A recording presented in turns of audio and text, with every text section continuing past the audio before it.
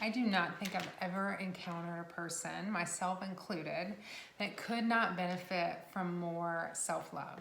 So self-love is something that is foundational to our mental health and our physical health. I really feel like it's important for both.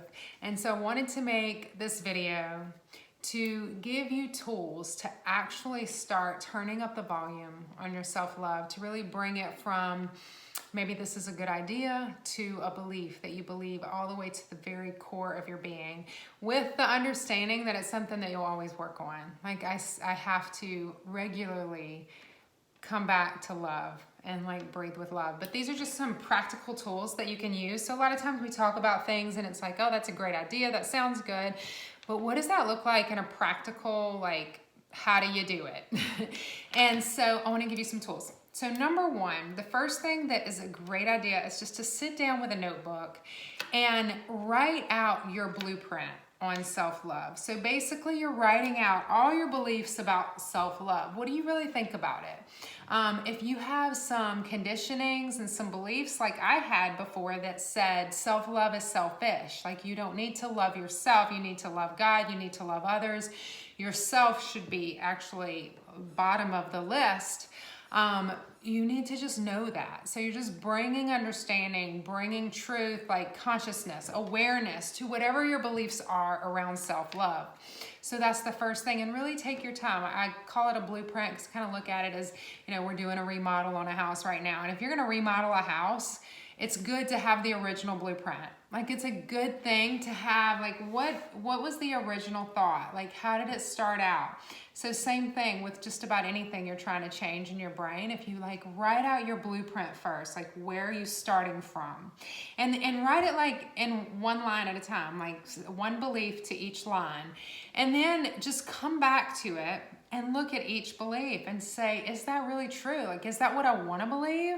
Is that serving me in my life? Is that serving my greater purpose? Is that helping me serve others better or worse? And so just really decide, like make a conscious choice. If you want to believe, continue in those belief systems and notice how they affect you in your life. So number one is bringing awareness by writing your blueprint around self-love. Number two is just sitting with love. And so what that looks like for me is just sitting in meditation or just sitting anywhere. You can be sitting at a red light and inhale love and exhale love. And so I really recommend that you sit in meditation and do this just because it brings so much awareness to the way love makes you feel, like on a body level. But just breathe in love, just think the word love, and breathe out love. And do that for like 3 minutes. Set a timer and just count how long you do it. Inhale love, exhale love. And just notice, like bring more awareness. What does that make me feel like? What is that? And if it brings up a lot of emotion, you know there's work to be done. And that's good. That's why we're here. The next thing to do is to start practicing one of two things. So the first thing I recommend is mirror eye gazing. And so what you would do is either, I use a little hand mirror sometimes, I've written all over it, or you can just do it when you're looking in the mirror while you brush your teeth. It really doesn't matter, but you'll notice when you look in the mirror, you never look into your own eyes. So look deeply into your own eyes like you would your spouses or someone. You might even struggle doing that because if it's hard for you to do for yourself, it's probably hard for you to do it with other people. So start with you and just look deeply into your own eyes and say, I love you. And you're gonna feel some kind of way. You're gonna feel either silly, ridiculous. It's gonna make you laugh. It might make you cry. It's gonna bring up something. It could even be a sense of disgust. But just notice what it feels like and recognize that you're transforming it, you're changing it. If that's just too much, I mean, there's a lot of people that I coach that just can't do that to start with. It's just too hard and it brings up too much emotion. Then find a picture of yourself. Like I have this picture of when I was about, I don't know, maybe 10 years old here. Find a picture of yourself and just eye gaze at that picture and say, I love you, until you get comfortable with that, and then move on to the mirror. And so one of the things to know that as you do this, you're gonna know that something's changing inside of you when it gets less difficult, when you feel less silly. There's no reason that we can't look ourselves in the eye and say, I love you. We are created in the image of God, and God is love. And so we are love.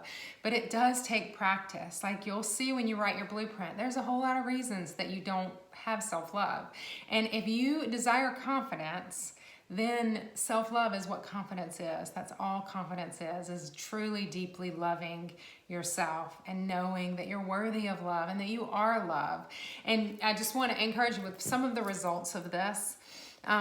If you are concerned that you will become a self-centered, self-focused person, I promise you that's not the case. It's not the case when you practice these things with like a deep level of consciousness and awareness.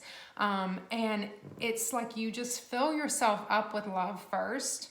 And then love just you can't help but spill it. You can't help but pour love onto other people and to God. Like, it's just like love becomes it starts just pouring through your pores or your veins or whatever. It's just like you become immersed in love. And love is one thing that you cannot give it away. Like, you can't get rid of it.